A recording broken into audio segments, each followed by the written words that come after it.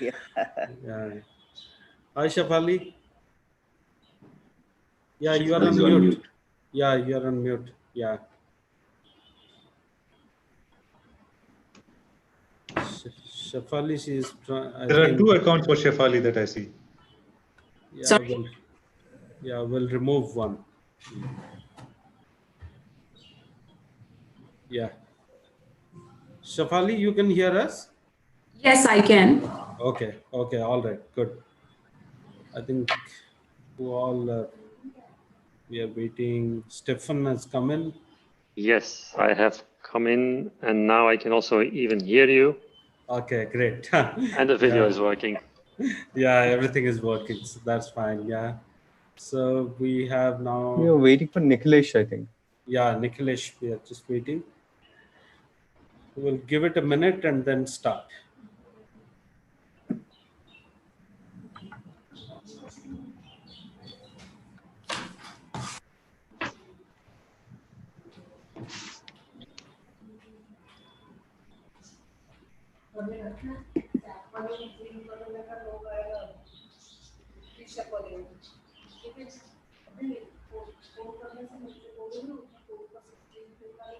Sheetal, are you checking with Nikhilesh or we should start? Yeah, I'm just calling it.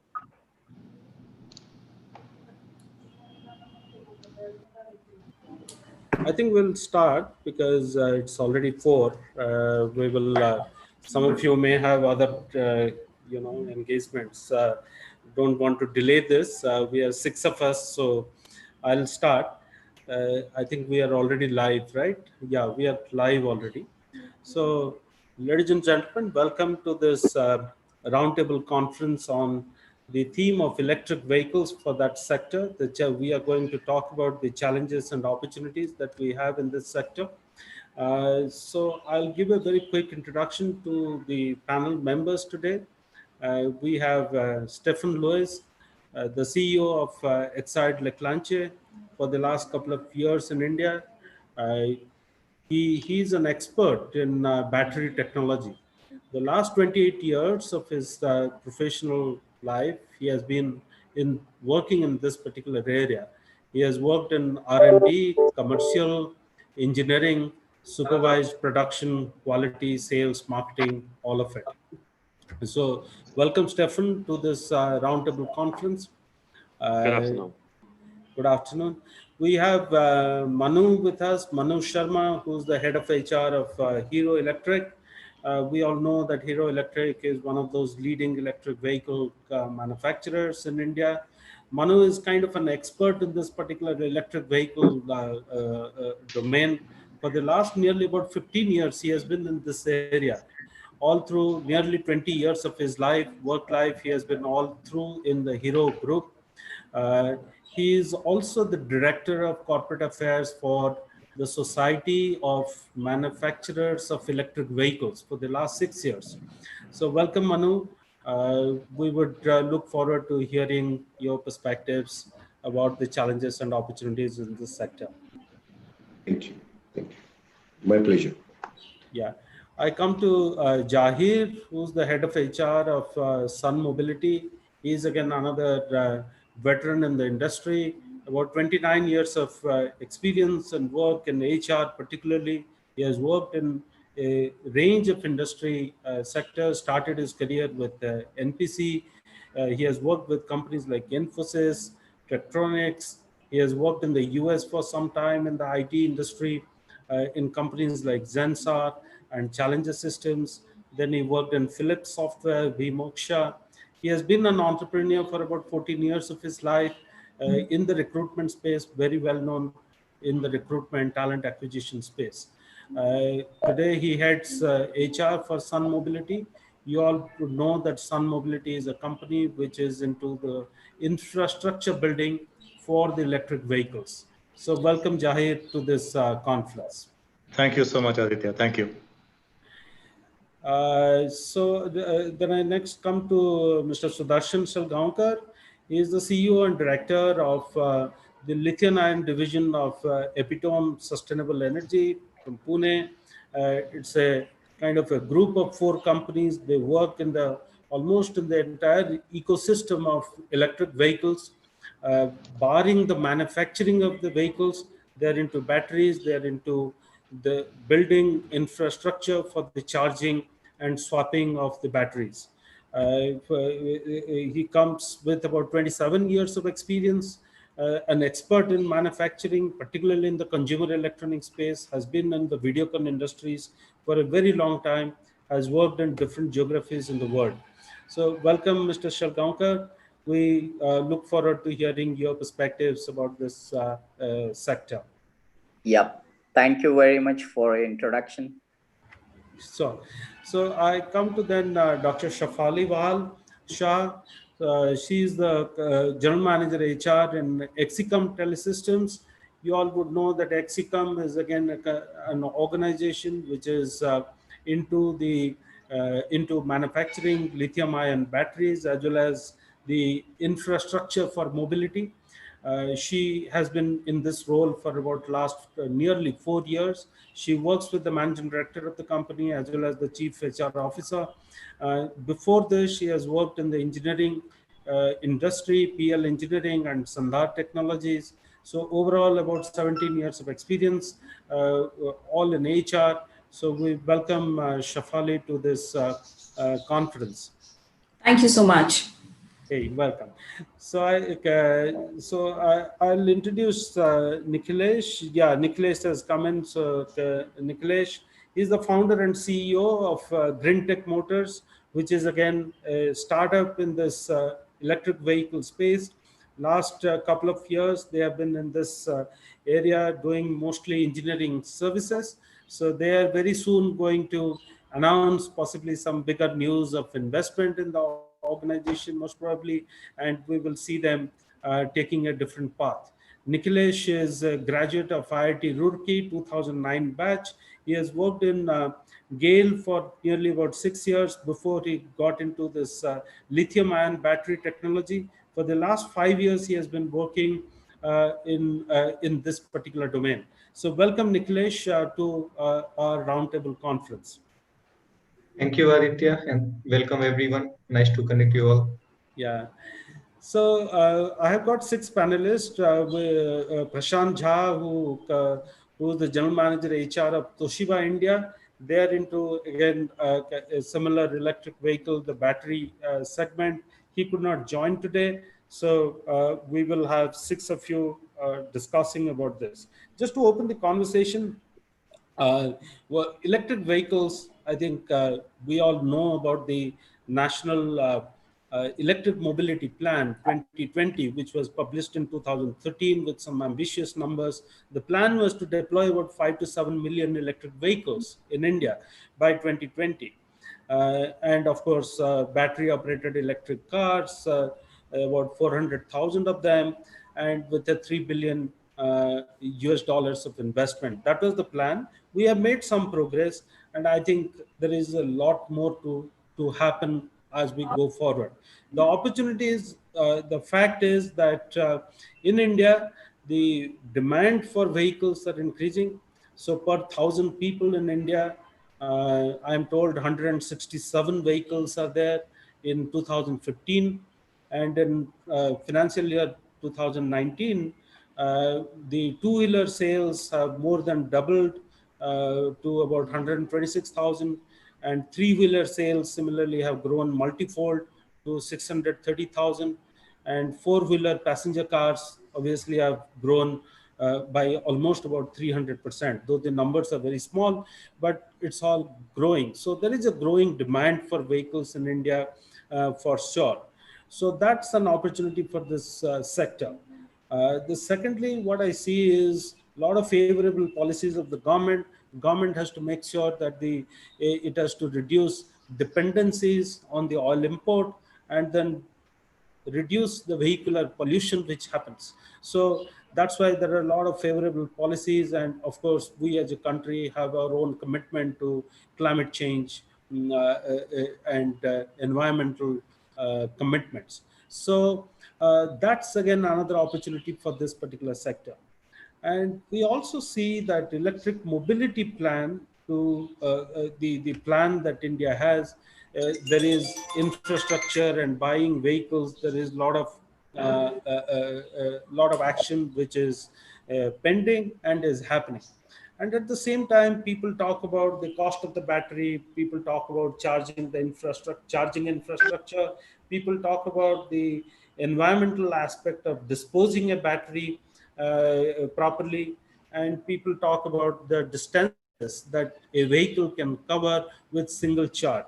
So these are some of the things that we keep reading about in the newspaper and various media. We know that about 79% of the vehicles that exist in India are two-wheelers. So on the whole, what I'm trying to say is that we see this as a great opportunity for the electric vehicle segment.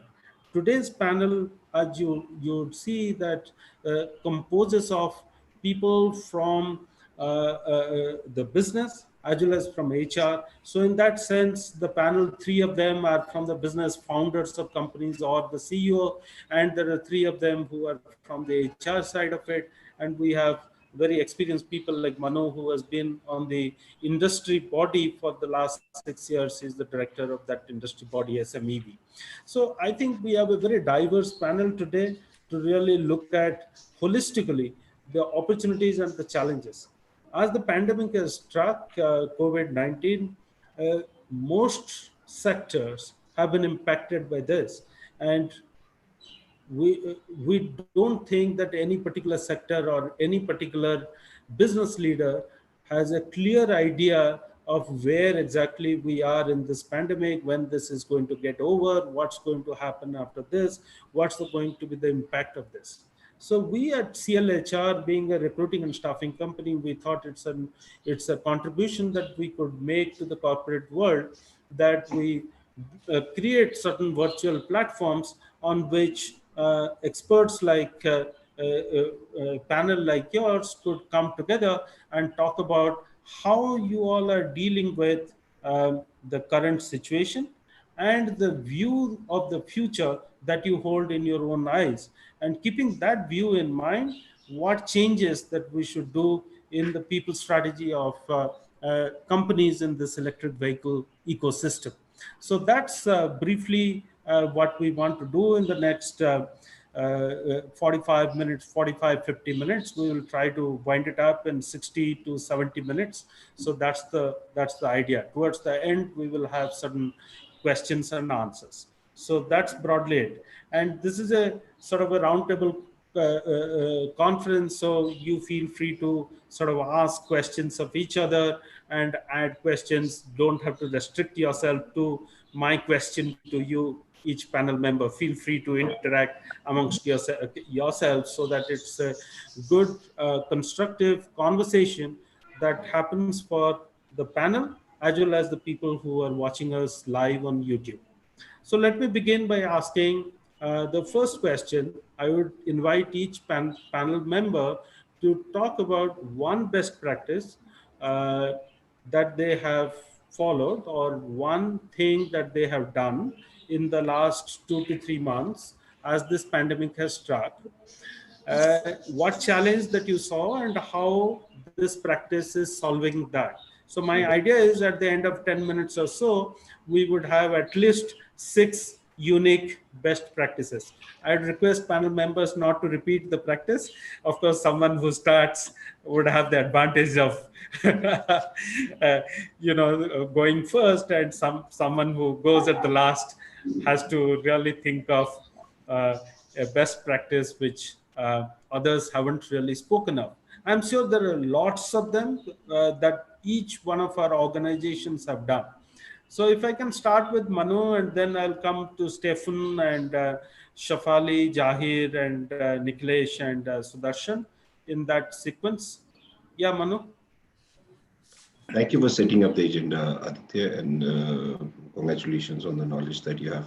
I'm sure you must have gathered for the seminar, for this webinar lately. And I must congratulate you. You have covered a lot of points about electric mobility. Now, one of the key aspects of electric mobility is the disruption that we've been talking about, that it is a disruptive technology. It will change the world. It will change eventually the way we move. It will change the way people will start thinking. The economies will change. The aspects how to actually commute will change. Now, unfortunately, what has happened now in this pandemic, one of the things that has gone completely out of the way is mobility. Now people have been working from home. They have been operating from their residences, and they have been more efficient and more effective, as we have experienced. I can't speak for everybody, because of the best use of technology at hand. Now, when we say best use of technology at hand, one of the main thing that we did, that we communicated to everybody, that our employees, that no need to worry. There's a lockdown situation. We are dealing with it, and we kept apprising them as the situation unfolds.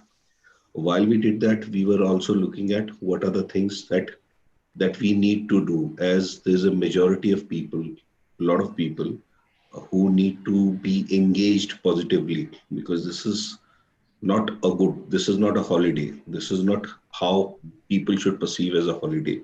People should not think that they are out of their routine. They need to, once they start coming back to office, they need to get back to the work as if there was no break. So one of the major thing we did a lot of town halls. We reached out to people who are alone, who are stuck in the cities alone, who could not go to their hometowns, young, engineers. We spoke to them.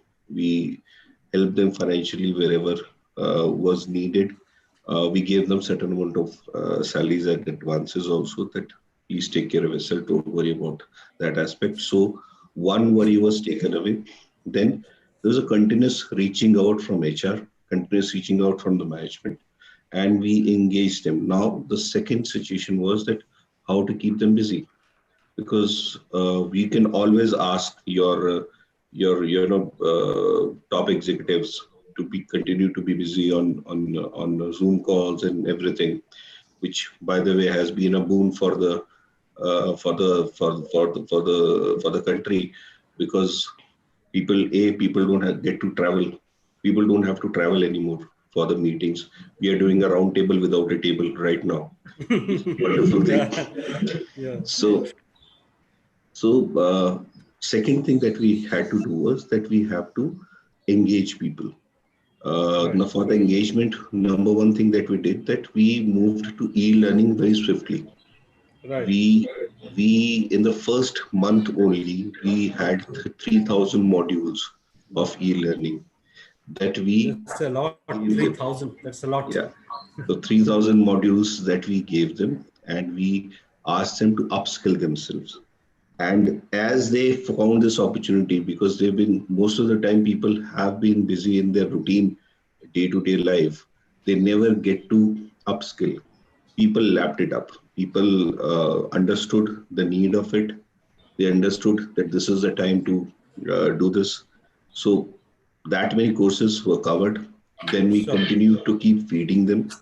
We continue to give them functional training programs, technology, what to do, what are the things that we need to do, behavioral aspects, psychometric tests.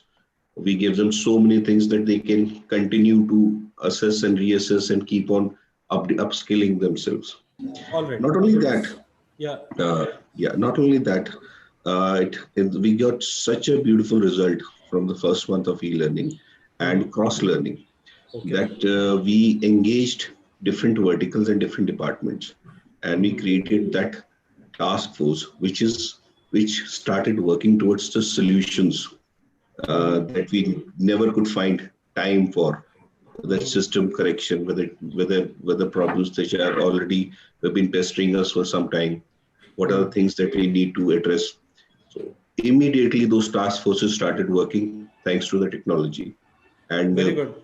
I think, sorry to interrupt you. You have already said four best practices, so that's quite a lot. 3 more. Yeah, 3 more. Okay, we'll come back to that. I've been thinking if he speaks everything, I've got nothing left with me. So I'm have I so been sorry. thinking, I didn't mean to. because Manu is I- leading everything and he seems to be covering all that we want to say. So we'll stop in there. I So, warned Aditya the other day. yeah. So Stefan, your thoughts about the Sure, challenge yeah. and yeah. Thank you for the initiative and for the invitation. It's great to be here. We also have a lot of initiatives, but I'll try to limit myself to one, and I'd like to pick one that struck me, which actually we didn't have to do anything for, because somehow we were Corona ready, if you like, with our IT infrastructure. At our company, we have about 100 people now, and we don't have a file server or a mail server. All of our IT aspects are cloud-based.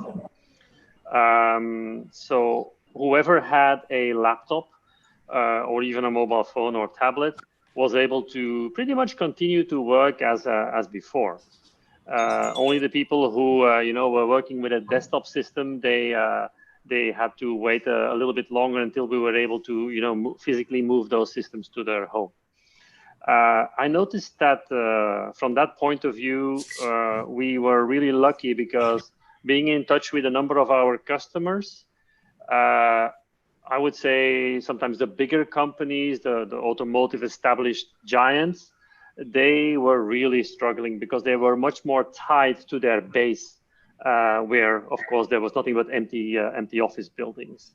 So that was for us good planning, and perhaps also a spin-off of one of our mission or vision aspects, which is that we are living in a very connected world. Yeah. So that's a great point about cloud computing, so that you have everything on the cloud. So nice. Shafali? Well, I think if I have to add up, a few months ago, I think we never thought that 2020 will bring some such news. January, when we heard of China, I never thought that we could ever go in a lockdown.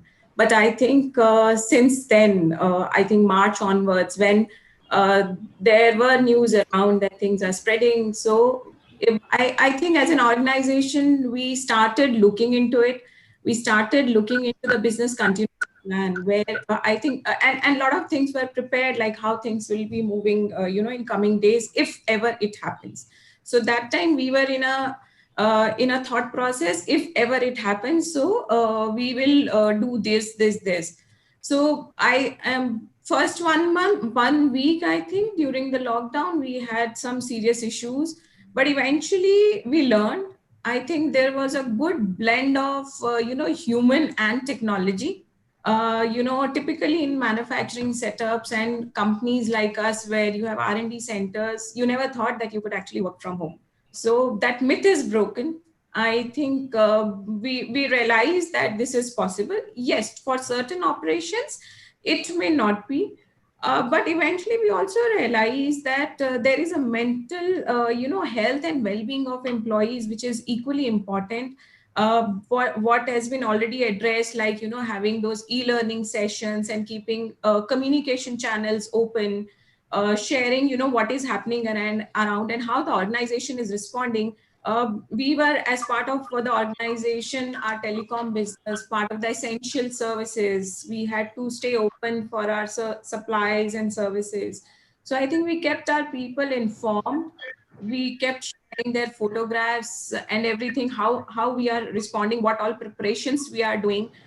So this builds a trust amongst the two parties. The employees also feel that yes, things have been well taken care of. The smallest thing was communicated to an extent, whether your medical insurance policy covers this pandemic or not. So with these things, when I come to know as an employee, my family is covered, my family is well taken care of, and my well-being has been asked at this time. This is what an employee need. Besides, a lot of, yes, there have effort to keep employees productive, keep engaged, keep their stress levels down. And also it was little tough I think a lot of people would have faced sometimes Zoom, sometimes Microsoft Team, so a lot of confusion around. But we have safely been able to move through these challenges, technology, helping people to use this technology in a better way and in a more effective manner. And things have been moving. We've been able to implement a new upgraded version of HCM so that people are engaged, people know what is happening, all communication channels open. At the same time, HR has one very important role to play was uncertainty, because employees were stressed out. When you are in office, you meet 10 people, you gossip and you share a lot of information and do a lot of discussions around. When you are in your own corners, I think that uncertainty and stress and what will happen, and there's a lot of news around in the media for employees, everyone, all of us. Build that confidence, keep that trust going on, that everything is intact, the organization taking care of you becomes a very, very important, became a very important. For HR, I think that communication channel is always important. However, this time, this trust, communication becomes one of the key factors so that people don't lose anything. Yeah. So I think the point that you are trying to make is the combination of human and technology side of it, both were deployed and balanced very well. So exactly. Good. Thank you. Jahir. Hi, Aditya. Thank you so much for this opportunity. Well, Manu started it all, and he took away most of our thunder. And I'm not this thunder I'm taking away. Nonetheless, just to give you a perspective, Sun Mobility is a startup. It's a 3-year-old startup. So HR, from a HR angle, this particular lockdown period, I would say, was a blessing in disguise, honestly, because we utilized this time to work on a lot of policies, a lot of HR policies which were pending, which obviously you will not be able to do that when you are in your regular stream of work, because you're always on fire and you're always troubleshooting. So we utilized this particular time for making a lot of HR policies. And this was also a good time for us to recruit. And recruitment for us is, I would say, I had two avenues, honestly. One is people who were getting laid off in the automotive industry, and also people who were looking out for jobs, irrespective of the COVID situation. So we took advantage of this and continued to have recruitment activities and brochures, posters going out, interviews being conducted. So it was business as more than normal for us as far as recruitment is concerned. Right. While the other speakers have, most of them, one other activity which I would like to talk about is keeping our employees engaged. Right. So we kept them engaged through intense COVID communications to make them aware of the government notifications that were extremely dynamic, and they continue to be dynamic even now. So that was the one way of keeping them engaged. And the other one was to take their boredom away from being burnt out as far as working from home is concerned. We also had what is called a talent show, a virtual talent, where a lot of authors and artists, culinary experts, musicians, showing their for about 2 hours or so. So, and then I realized that maybe I should replicate this by involving the families too, which I will probably be doing that now. So, but I think this is one good activity that happened, which kept the employees engaged and aligned to the work from home policy and aligned to the motivation levels that we in HR always strive to keep up for employees. So these were some important best practices I think I wanted to share with you. Yeah, good. Quite a lot of good thoughts that you have come. Good time to recruit. Then you talked about taking up all the pending tasks which did not receive the attention that it deserves. So good. Thank you, Jahid, for bringing those up, and the virtual talent show involving the families. I guess that's quite a lot of people are making notes, I'm sure. All right. So Nikhilesh, your thoughts. about the challenge and any one thing that you have done. Yeah, we have already talked about a lot of those, and in a way, it all revolves around IT infra and work from home.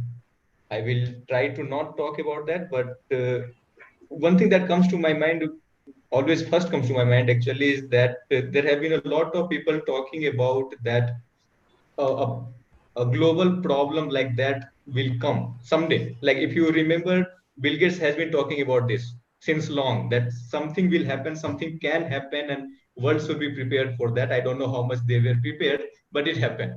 So whether they were prepared or not, now they are seeing this happening, and I hope that they will miss everyone will be well prepared if something like this happens again, which definitely will happen. We just don't know when, but it will happen. So maybe what best we did probably is that we were a bit extra, I don't know, like cautious, or we looked for the worst case scenario possible. You know, the day lockdown was even being talked about, we shifted all of our smaller equipment, not like everything we can't, but we shifted all the laptop, all the desktop actually, all the smaller equipments that we can take, and we have shifted everything at employees' home well in advance. Somehow, I don't know if I'm pessimist or I'm just a bit extra cautious. We thought at that time that this lockdown is going to go long. It's not something that will be done in 21 days or something. It's something that is going to be at least few quarters. And we have already crossed the quarter and things are not looking good. Especially in Chennai, they are not looking really, really good right now. I don't know. Probably we are talking about more lockdowns going to be there. So obviously it paid off. We have all the desktop, because being a design company, we have a lot of work being done on desktop. So we have shifted all of that. The equipments also, a lot of things. Battery we can't actually, because it's not safe, but most of the things we have shifted. So sometimes being extra cautious helps, and that's what is helping us right now. Apart from that, I will just like to talk about a couple of things not related to HR side of it or people side of it, but few things that has come out to be very clearly in this pandemic. One very interesting one is that you should not link your plants. Now, it's not exactly applicable for us, but I know few of the big giants, especially in electronics domain, they have multiple plants in multiple states.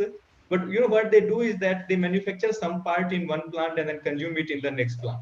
So you have some raw material coming to only one plant and you consume it there, but then you make some part and then consume it in the next plant also. Right. The problem is that both of their plants are off. They can't run it. So you have one plant in Tamil Nadu, one plant in, let's say, Maharashtra. Both of them are not working, even though condition in Maharashtra, for example, is better, let's say, and Tamil Nadu is worse. And you can actually run in Maharashtra, but you can't because Tamil Nadu is not running for you.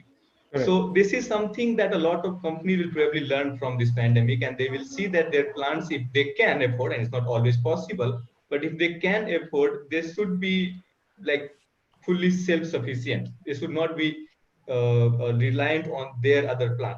Now, it's not always most efficient way. If anything, we have learned from mass manufacturing that you should do it together, but then there are a lot of different opinion on that. But definitely what we have learned is that even if it is not efficient, anything we have learned, we should try to make plants self-sufficient in some way. That could be something interesting. And in a way, if you just extend it, it goes to sourcing also and other things also. You should not be one geographic location related. Like the floods of Thailand made everyone learn that you should not source oil hard disk from one country. Maybe this will make people learn that you should not source anything from one particular place. You should get it from different places, and that will be more foolproof. Maybe not best, most efficient, but maybe most foolproof. Yeah, great points. I think you are talking about supply chain de-risking. How do you de-risk the supply chain and being extra cautious? I think great points. Thank you, Nikhilesh. Finally come to Sudarshan, waiting very patiently and listening to the others. If there is anything left.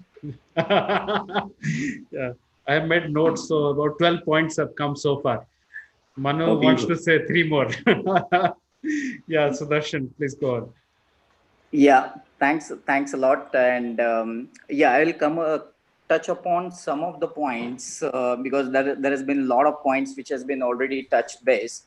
In terms of say this particular period as a pandemic situation, we all know that there was a trouble or there were challenges, but we have to find a way to how to tackle those challenges.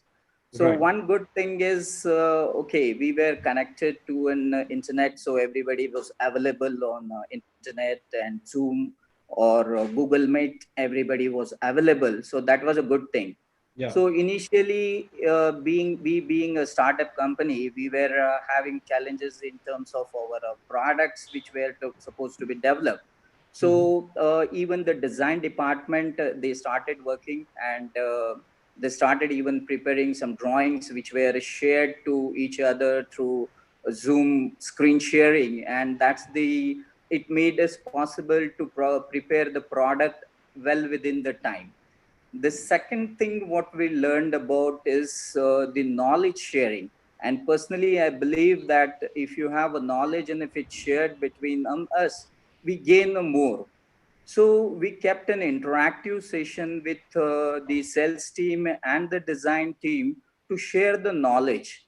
And while sharing this knowledge with each other, one day a fine idea came to an mind in terms of the sales team, that why can't we try an lithium ion battery to be supplied to a company where it is needed, which are into essential services. Like for example, just give an example, like lithium ion battery is used in ventilator, and the people who were producing ventilator or trying to produce ventilator, some domestic ventilator, they needed lithium ion batteries. So that gave us a chance to start up the factory in terms of essential services also. So yeah, Okay. that was something we learned, that yes, we can have certain opportunities though there is a challenging situation. So that was a good thing. And the one more a small point which I will try to say is, it's again in terms of supply chain space. Right. So being into this electronic industry almost for around 26 years, I have faced this challenge in terms of supply chain in past also. Like there was a situation in Japan when it hit by an earthquake, and there were a lot of semiconductor suppliers which were based in Japan at that time. And there was a challenge in terms of semiconductor supplies at that moment. So here we realize that yes, now the situation is, you might face a supply chain challenge in terms of getting the raw material, particularly from China. And we need to start developing the alternative sources, whether it's Korea or whether it's Taiwan or whether within India itself. So that gives another perspective where the supply chain people started looking into the different avenues to look into an alternate source to be developed. So in Sure. short, though there were challenging situations, but yes, this situation has also taught us to how to overcome those challenges and how to be prepared for the future. Sure. So good. Thank you, Sudarshan. You talked about, I think, a very good point about the interactive knowledge sharing sessions in cross-functional settings. I think the Yep. underlining is the cross-functional settings. So Yes. that's a very good point. And supply chain de-risking, some of it Nikhilesh also talked about. So good. Thank you all so much.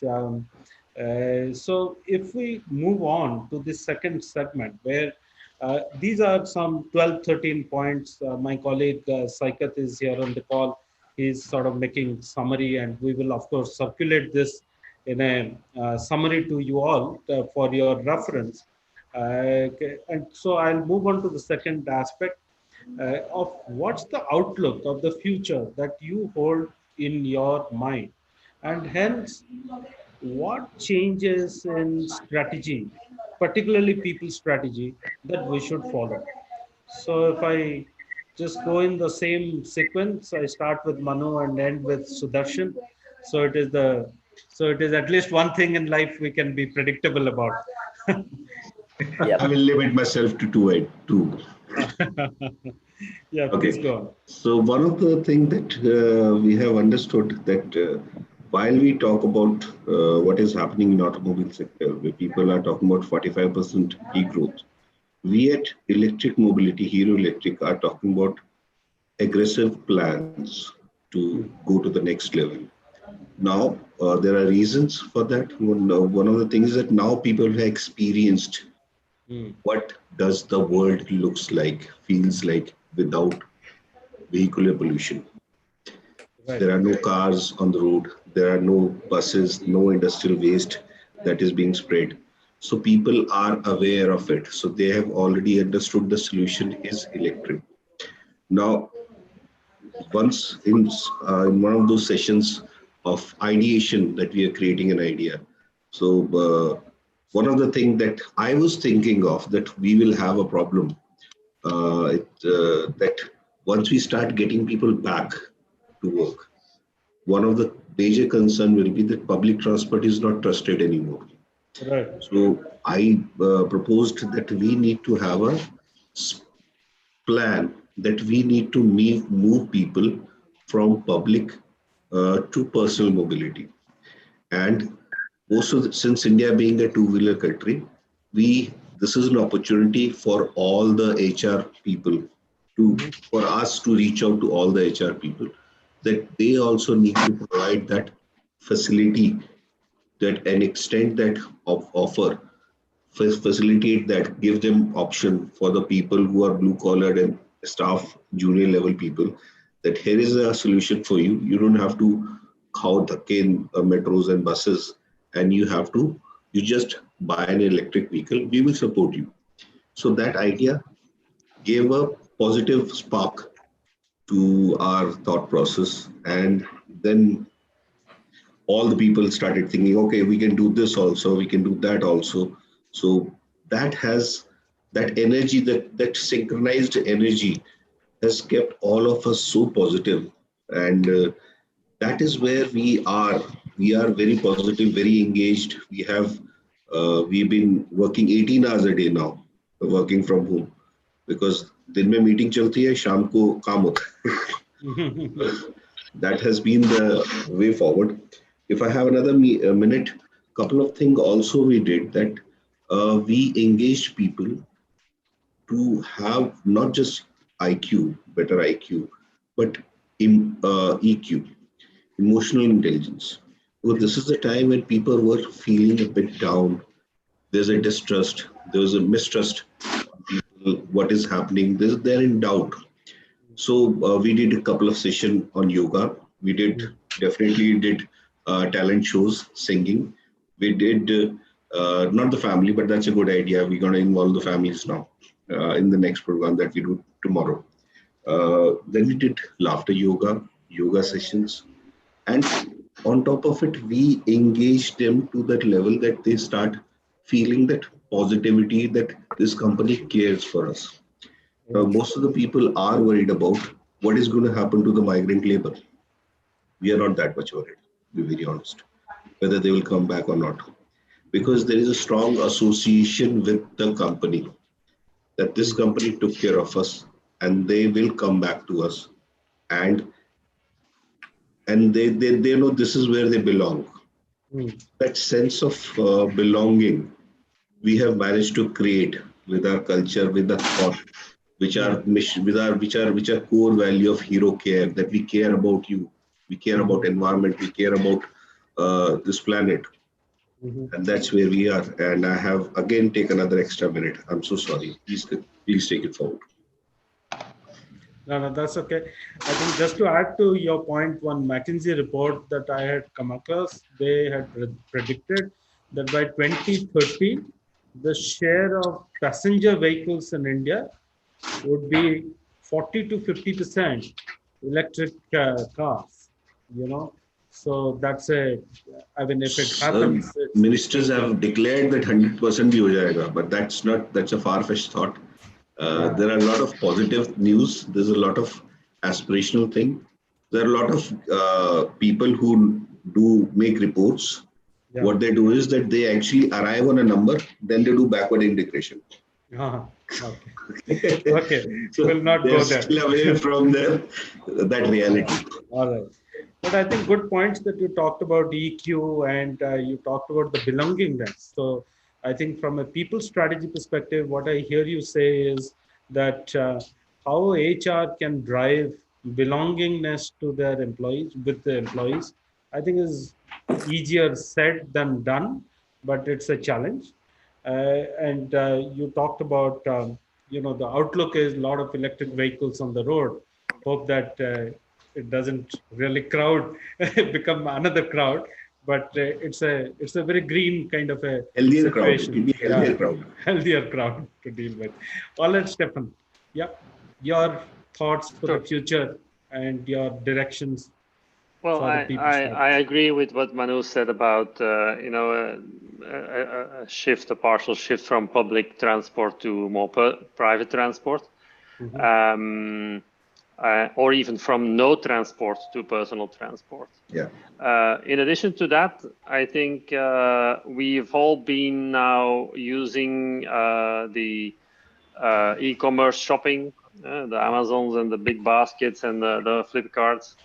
And I think they must have really now gone to a next level. I'm sure they booked a few new customers in the process, and that will drive an increase in the fleets, whether they are owned or leased, it doesn't matter. And those are slightly different vehicles, of course. You will see more three-wheelers and all of that last mile delivery. Also, two-wheelers are definitely used for that. So I think you'll see an increase in that as well because of the stepwise increase of e-commerce. Okay. I'll stick to one. Yeah, I agree. Right. Good. Thank you. So, having said this, Stefan, if I just push the envelope a little further, that you see more two-wheelers and more three-wheelers on the ground, so that means it's good for the electric vehicle industry. So more volume. And these are all companies which are kind of new industry, and many are startups. So do you think, based on what you see currently, that HR strategy or people strategy needs to have some changes because of this growth, to cater to this growth? If the HR strategy needs to change, what do you mean specifically on this HR strategy? In terms of recruitment, or what do you mean? Or No, it could be anything, right from talent acquisition to development to growth, and all of that. I think, 1 second. You're looking for a connection with e-commerce. Yeah, that's right.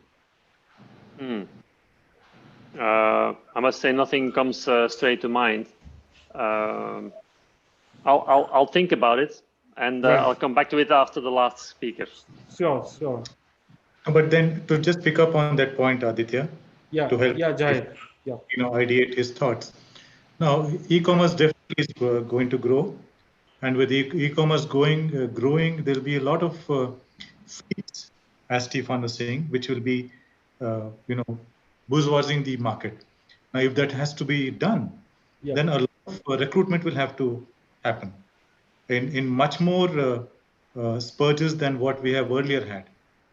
So if that has to happen, then recruitment policies will get formed, and HR for those field operations people will actually get formulated. So that, I would say, is the connection that you were trying to find out between e-commerce and HR. Right. All right.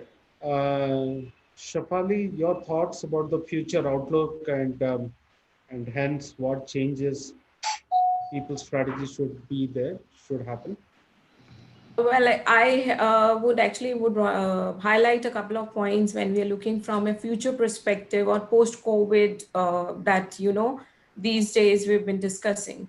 One of them is definitely, because if you see there, we need to provide a lot of flexibility to the manpower, and which includes the white collared and the blue collared at the same time, because people anyways are stressed out of the whatever is happening, and it's nothing which is a hush affair, we all know.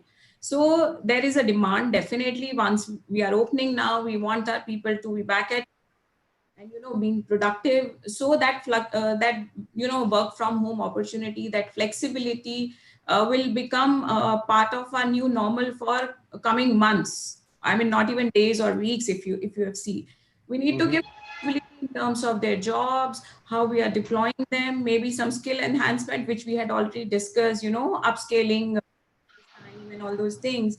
Now, at the same time, what is important for us, most of us, would be optimization of the cost. Because whatever we're doing in terms of if a upscaling of the skills or addressing people issues, maintaining the safeties, the optimization of cost becomes a very, very important aspect. Because if we are able to maintain that, optimization, I think we are able to save a lot of jobs, which is one of the biggest stress and threat to any the employee who's working across different industries, not only just electric vehicle. Right. It is important that we've been able to make available multiple skills, multiple roles for people where they can fit into in case any job is getting redundant, so that we are able to absorb our own people within our own, within our own system, rather than asking somebody to move out, or which is the hardest thing. And I think for any HR person, that is the last thing anybody would want to do. And it is very honest. All of us probably would agree. It's not that easy. Yep. So maintaining that cost, bringing flexibility with our manpower, upscaling their skills so that they can deploy and they can actually have a growth in different verticals of the business. That one of the key future perspective where we need to focus. As business leaders, I think also it is important for business leaders that they empathize with their employees in the current scenario. I think we need to define what does performance means to us, because when people are working from home or they are in office, the measuring scales for performance becomes different. So as business leaders, it becomes very, very important for us, to work on to those scales of measuring their performance, and people getting the equal opportunity, to present what are their outcomes. There may be instructions, there may be some hampering on to the exact KPIs, probably which would have set early years, but then it's important that we have to now balance out that entire realm of affairs, is important. And Sure. being part of HR fraternity as HR leaders, it is important that we should be quick to that agility, that learning agility has to be there, so that our response to the changing environment is very fast. Because change, we don't make changes in the policy, we are rigid to our whatever we've been doing so far, and we are not moving to the next level. Comes, a disconnect. We break at one point, so that quick changes in the policy, but at the same time, that flexibility and that change in the policy should be aligned with the growth of the business, because Sure. it's just not people who are being threatened by the current situation, but the entire business is getting threatened. So Right. then at one place, the health of our people, it is important that the policies and people strategy should enhance and be an enabler to the business growth also. Sure. Sure. So there So, is how, the HR and the business actually, walk together right. to reaching the ultimate goal. And I think Very good. this is a passing time. It will anyways pass, and people will be back to, 6 Sure. months, 8 months, whatever. But then again, we'll be back to normal. Right. So good points. Thank you for bringing them out from HR perspective, right from flexibility to you talked about agility, talked about a new realm of managing performance when people are working from anywhere, then cost optimization. Quite a lot of, I think this could be a CHRO agenda for the next few years. So good for laying that out. We have a question for Mr. Sudarshan Shalgaonkar from the audience. So I thought I'll quickly bring in Sudarshan before I come to Jahir and Nikhilesh. Sure, sure. Sudarshan, you are able to hear us, right? Yeah. Yeah. Okay. So somebody wants to know that more about the LIB usage in essential services that you talked about, and how does it impact the safety hazards, challenges associated with it. So can you throw some light on it? Yeah, like for example, essential services. What I talked about the essential services was Initially, there was a permission to operate the organization who are into essential services only. I am talking about April. So during that period, when we were interacting as a cross-functional team, one of the application came into the mind that the lithium-ion batteries can be supplied to and ventilators who are producing ventilators. So in that perspective, what happened is we started discussing with some of the enthusiasts and some of the companies who are producing ventilators in Maharashtra area, and because of that we got the inquiries, and that's how we started interacting with them. And eventually when the design was done and they said that yes, this particular design is approved, we can go ahead with the production. So for producing that, we got the permission from the nodal clearance agency. That's how the product came into the essential services, and factory got the clearance from the required agencies to start the production. So Okay. that was the aspect of saying into that you need to have out of box thinking, that yes, this could be in one of the application and you can start up the things. Sure. And as far as the safety is concerned, yes, definitely, with compared to lead acid, we all know lithium ion batteries are much greener, it's environmental friendly. So instead of using lead acid batteries, it's always better to use the lithium ion batteries, which will have a long lasting life. It will be requiring, we all know that lead acid batteries require Sure. more shelf life. Those are not environmental friendly. The charging time is a problem. Yeah. End of the life disposal is also a challenge. So all Sure. those things are getting addressed by using lithium ion batteries. Okay. Yeah. Good. Thank you, Sudarshan. I'll come to Jahir, then Nikhilesh, and then Sudarshan back. And if there are any questions from audience, we'll interrupt and take them. Yeah, Jahir. Thank you, Aditya. I think with COVID having come, there's a shift in focus from China to India. And this shift in focus has been very evident with a lot of multinational companies trying to now uproot themselves from China and set up base in India. And especially when we're talking of the EV industry today, Mm-hmm. it is a sunrise sector. What IT was about 3 decades ago, I think it is going to be EV all the way, maybe for the next 2 decades and further. Now, when we see that, then we see a lot of competition coming in, competition for recruitment. But then the biggest problem that I see for companies like us, which are startups and where we are uh, owning talent homegrown, where you're learning on the job because you have no precedence for this earlier. So when we are having that, we are at a very piquant situation where we need to be extra cautious in the way we handle our HR demeanor and see that we have as little attrition as possible. So going forward, the retention, I think, is going to be the biggest challenge as far as the EV industry is concerned, because there is a lot of competition that is going to mushroom up. And Mm-hmm. when it starts happening, I think whatever the automotive sector faced until now is what the EV industry also is going to face going forward. So I Right. think competition, challenges in recruiting, challenges in retention is something that we need to grapple with and then come out with smooth solutions for this. So Yeah. that is what I would feel. Absolutely, you're bang on. I think great point. Manu also nods very intensely with this, agrees intensely with you on this. I think very well said that the EV for the next couple of decades, one of the major challenges is going to be retention. So, what is the employee value proposition that we create?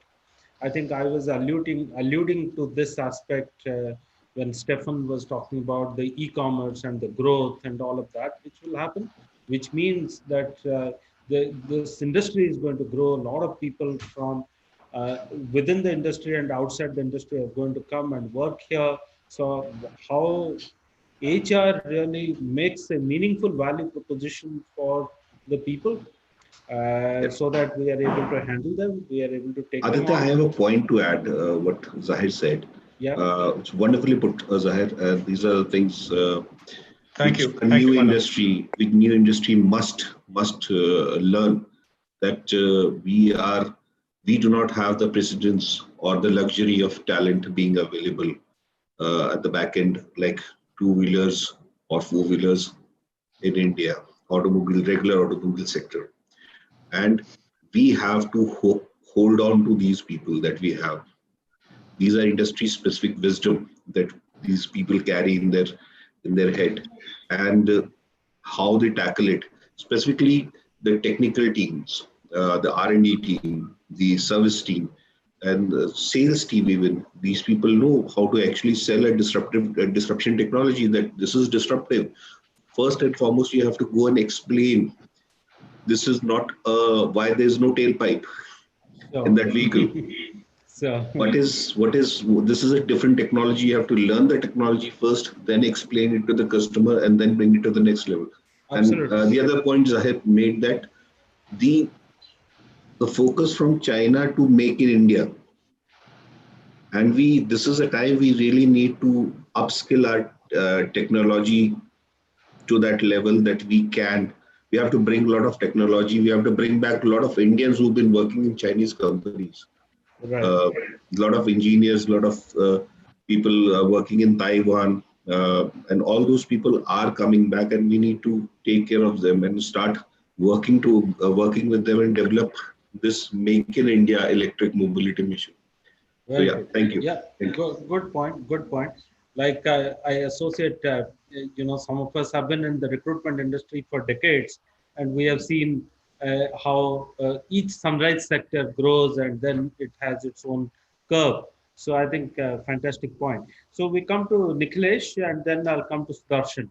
I know we just hit 5 o'clock. In the next 10 minutes, I'll try to wind it up. Yeah, Nikhilesh. Okay. For me, it is actually very interesting right now because you see, it's a point where industry need to take a decision and people also need to take a decision, in the sense that a lot of people will tell you that the business is slow, which is true to some extent. We are hearing from a lot of our customers that they don't have plans to purchase new vehicle, and I'm talking about business customers right now, to expand their fleet, etc., etc.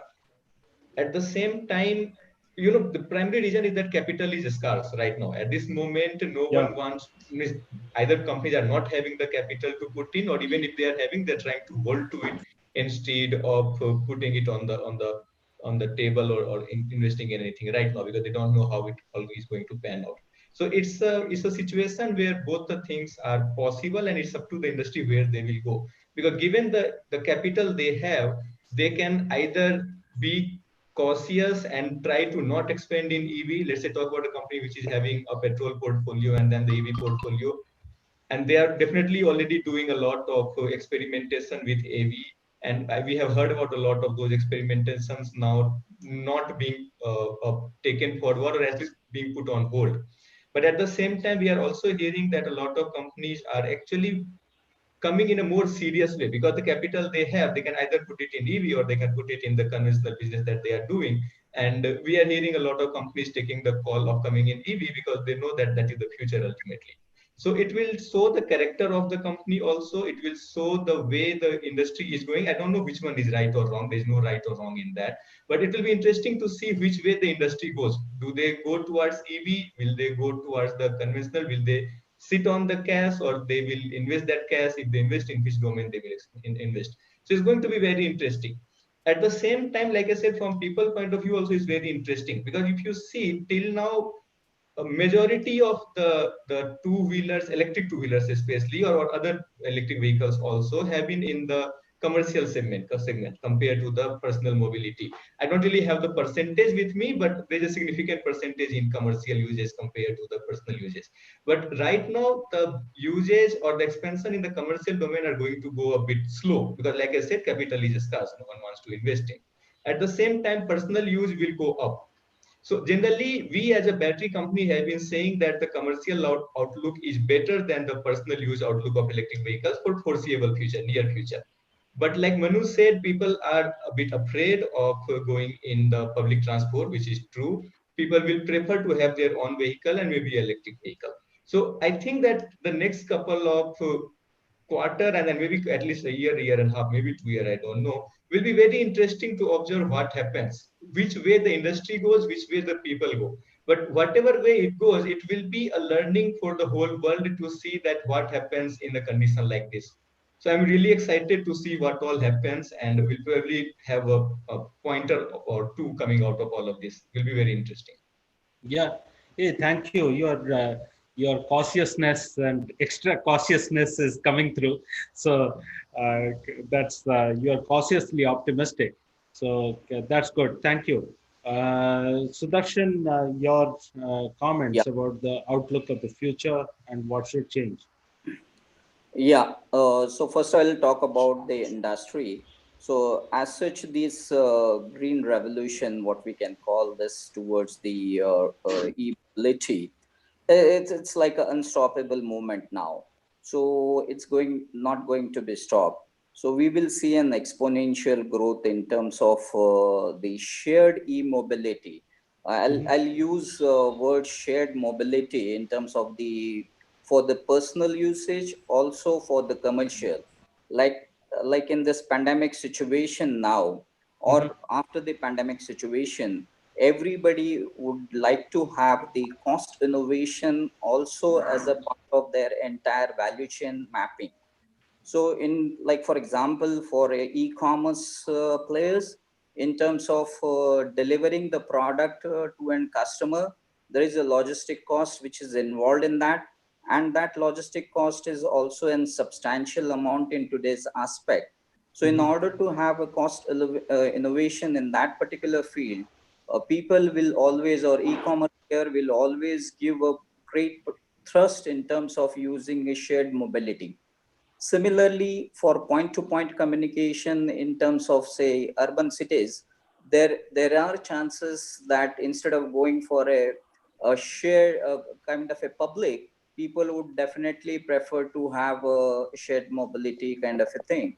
So here there lies a more business opportunity also in terms of, say, e-mobility for the last mile delivery solutions. Like we talk about the product or a business solution. Similarly, in terms of human resources, I would like to touch upon one of the key element factor is like lithium and batteries. It's not only a chemical, it's about the chemistry. It has to be about the electronics hardware. It has to be about the software, IoT, because more and more batteries and vehicles are becoming smarter and smarter day by day. To Mm. address all this thing, you need to have a multi-dimensional personality. And in terms of getting such person who has a multiple dimensional skill, there will be a challenge. So here I also would like to put upon one, maybe an out of box concept, is kind of a shared resources in terms of human resources also. So there could be an expert who has a upper hand in terms of chemistry, who will talk about the lithium and different chemistries. There could be a person who has a hands-on experience on IoT implementation. So he will talk and give you solutions related to IoT implementation. So there lies in another opportunity also in terms of, say, shared human resources, because I see that one person probably will be difficult for him to have the all the skill sets which are required. Though upskilling is essential, yes, it is of course essential for this industry, which is a growing industry, and it's also going through an evolution phase. Yeah. So I think there could be an opportunity for such kind of a shared resources, like we talk about the shared mobility. Yeah. It's like the gig economy that we are talking about, an expert who comes and works for specific hours in a company and then moves away after the work is done. So I Yeah. think, yeah. So good. Thank you for bringing that point across, Sudarshan. We had a good discussion. We talked about various things that we as companies have done to deal with the current challenge and the opportunity ahead. We looked at it together. So any closing comments from any of you that, any questions that you want to ask of anybody else, or any closing one sentence or few words from Do we anybody? have time I think it has been a Sure, sorry, go ahead. Go ahead. sorry. I think it has been a learning experience for me, getting to understand the best practices that the participants have put forward as far as their companies are concerned. For me personally, it was a learning experience, and thank you, Aditya, for inviting me. Thank you. Yes, Stephen, you were saying something. Yeah, just a 30-second poll if we have time for that. I was wondering which of the companies of the panelists has actually onboarded people during the lockdown, and if there's time for the question, like how did that go? What were the challenges? Is there like can we raise hands if Yeah, whoever did that? I So we can tell did. Three of them are saying they recruited. Yeah, All I right. have recruited in terms of sales, in terms of product development, in terms of production, in terms of quality. So all these four departments, I have recruited manpower in the pandemic situation. Even the person who were given a letter, even say before the situation, those were also honored. Of course, it has to be honored, that there is no question about it, no second thought about that. But I heard in IT industry, somewhere dishonored or somewhere postponed. But yeah, we hired and we also honored the recruitment which was ongoing. So I think I will also like to add here. So I've been talking early about technology. So the new HCM system, we used it, even to an extent, besides hiring people in different roles, we have used technology even for the induction and online joining. And the only thing that was physically done was, dispatching and making sure the person gets a laptop. And while working from home, these people started working. The only trouble that was, when you have to cross borders from one state to another to make sure that the person gets a, well-equipped laptop so that the deliverables can be done. That was the only time-consuming thing. Rest, everything was well taken care. Yeah, same here at Sun Mobility. I think we started onboarding right from the time the pandemic began, because we had already committed to offers, and areas where people could be onboarded and could possibly do work from home are those people who were recruited. Obviously, if people have to be coming onto a production side, I mean, there is no point in onboarding them at all. But then we did onboard quite a few people who were eligible to be working from home. Their papers were filled up online. Their introduction to HR was online. And their induction as far as the management videos, management talks, cross-functional leadership talks, and inductions were all done online. And it was actually a very good experience. And we also ran a survey about a week back, finding out how well did we cope up as far as onboarding them is concerned. I think, and out of a scale of 5, we got a 4.5, which I think is no mean task. Great, thanks. What we did was actually we took it to the next level while we are using technology. What we ended up doing that we had a scheme running, and we had a lot of people, customers who were keen on buying electric vehicle. So our panel of management, all the people from sales, even CEO, we reached out to them. We had a webinar, we reached out to them, and we got that sale converted. So that's how we've been actually, rather than just getting employee only, we've been actually getting customers also and reaching to the customers, and that's the beauty of using the technology now. Okay, super. So any other closing comments from anyone else?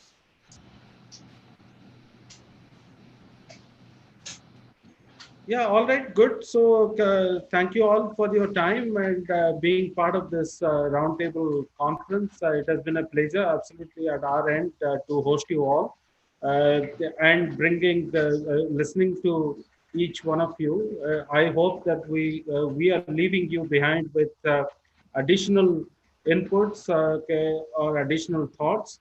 If nothing else, new friends and new connections on LinkedIn, and here the at least a name to the at least a face to the name and all of that.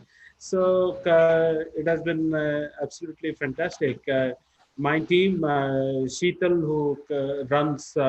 who heads our engineering practice and operates from Baroda, Ahmedabad, Gujarat market.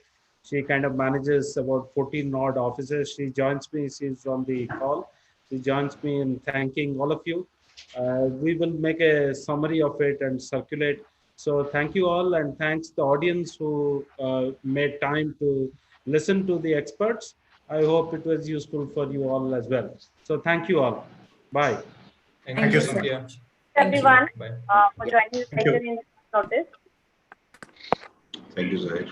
Thank you. Thank you. Thanks, madam. Thank you. Thank you. Bye. Bye, Hero Electric.